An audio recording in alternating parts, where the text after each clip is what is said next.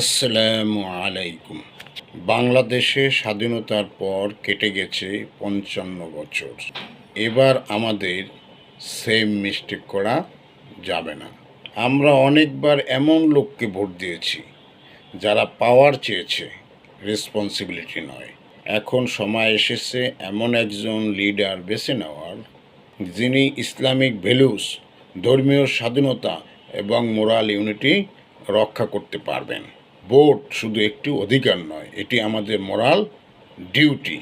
আমরা চাই honesty, faith and justice, আর সেই অনুযায়ী ভোট দিতে হবে। No more wrong choices.